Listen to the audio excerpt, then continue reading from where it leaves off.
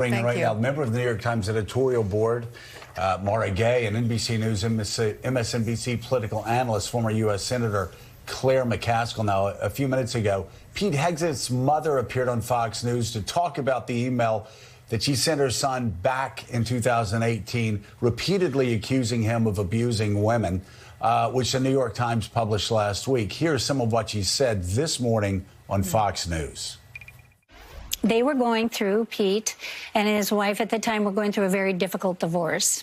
It was a very emotional time, and I'm sure many of you across the country understand how difficult divorce is on a family.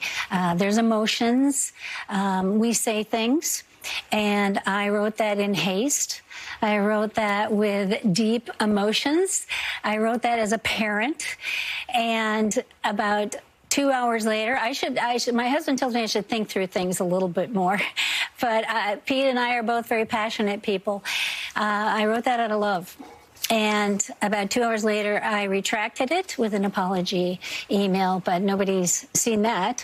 Pete and I are very close today. In fact, our whole family is very tight-knit.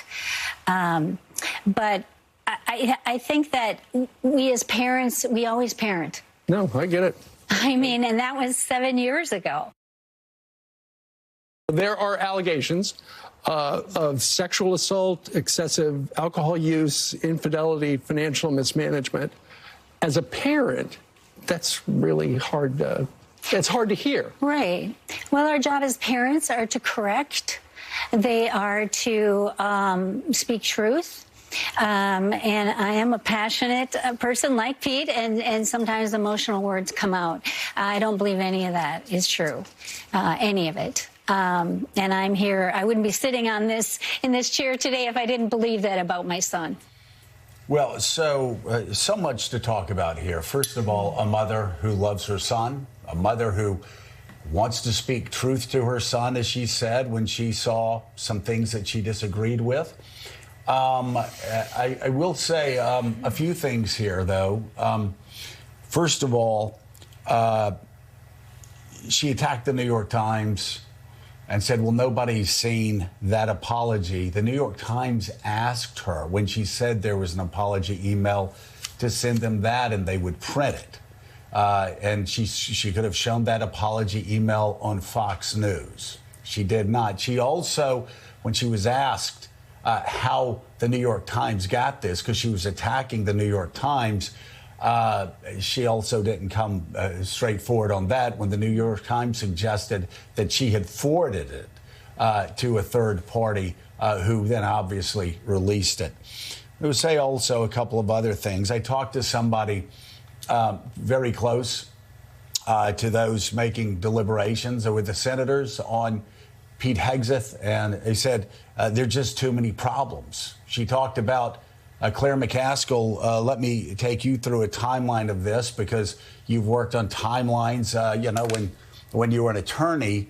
The problem with the letter where she repeatedly calls Pete Hegseth an abuser of women is that it lines up with the rape allegations from California. It lines up with the charges, the whistleblower charges from when he worked for the two veterans organizations. The alcoholism or the problems with alcohol lines up with his own Fox News employees, not only telling colleagues, are not only telling NBC's Courtney Kuby these stories. Also, people in the Trump transition over the past week or two have been hearing these stories from Fox News. We have heard it from friends that we know over at Fox News. So I understand a mother trying to do what a mother would try to do.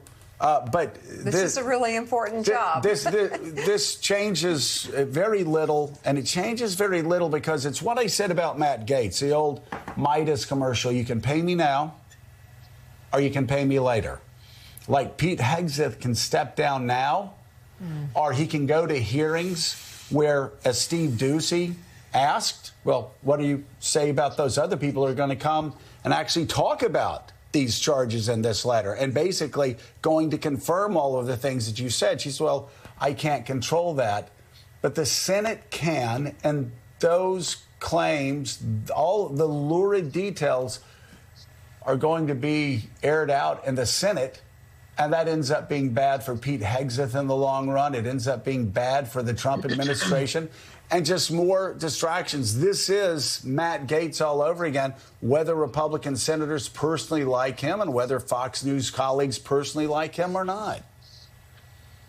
Yeah, it's interesting to me that somebody would be nominated for Secretary of Defense that has all of this in his background. And listen, I have people I love very much that have struggled with alcohol. My mother struggled with alcohol. I got to say this, that there are two issues here. One is clearly this man has a problem with alcohol. You don't go out with your coworkers or your team that you lead and try to drunkenly get on the stage with strippers. You do not have to be carried to your room by coworkers. You do not urinate in front of a hotel.